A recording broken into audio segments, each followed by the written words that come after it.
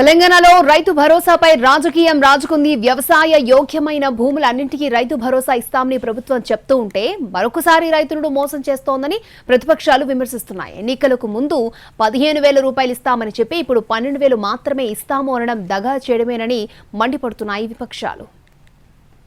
నిరుపేద వ్యవసాయ కూలీలు ఎప్పటి నుంచో బాధపడుతూ ఉన్నారు కదా.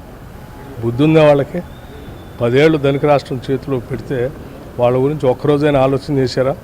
చేయలేదు కదా. ఈరోజు మేము చాలా గర్వంగా సగౌరవంగా ఆ భూములోని వ్యవసాయ కూలీలు కూడా ఆత్మగౌరవంతో బతికే విధంగా ఇందిరమ్మ ఆత్మీయ భరోసా అనేటువంటి కార్యక్రమాన్ని 12,000 సంవత్సరానికి ప్రతి కుటుంబానికి వ్యవసాయ కూలీల కుటుంబానికి ఇవ్వబోతా ఉన్నాం. 15,000 రూపాయలు ఇస్తాం ఎకరానికి అని చెప్పి ఇవాళ 12,000కే కుదించి సంబురాలు చేయమంటున్న రేవంత్ రెడ్డి ప్రభుత్వం ఖచ్చితంగా తెలంగాణ ప్రజానీకాన్ని తెలంగాణ రైతాంగానికి తీరని ద్రోహం చేస్తున్నది, తీరని అన్యాయం చేస్తున్నది. నిజంగా చెప్పాలంటే మోసం అనే పదం కాంగ్రెస్ పార్టీకి సంబంధించినంత వరకు చాలా చిన్న పదం. దగా, నయవంచన ఈ పదాలు కూడా నిజంగా చెప్పాలంటే సరిపోదు. డిక్షనరీలో కొత్త పదాలు ఎతకాలి వీళ్ళు చేసిన ఈ ద్రోహానికి.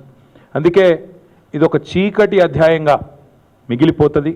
భూమి ఉన్న రైతులతో పాటు కౌలు రైతులకు 15,000, భూమి లేని రైతు కూలీలకు 12,000 ఇస్తామని హామీనిచ్చింది.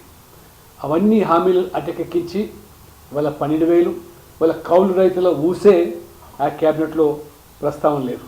మరి ఈ రకంగా 2 సీజన్లు ఎగ్గొట్టి ఇప్పుడు మొన్నటి వరకు సంక్రాంతి అన్నారు, ఇప్పుడేమో జనవరి 26 ఈయన రేవంత్ రెడ్డి గారు ఏ రకంగా వారు హామీలను మరి విస్మరిస్తున్నారో తెలంగాణ రైతులు ఇవాళ గమనిస్తూ ఉన్నాం. ఈ రైతు భరోసాని దరఖాస్తు ఆధారంగా ఇస్తారా, శాటిలైట్ ఆధారంగా ఇస్తారా?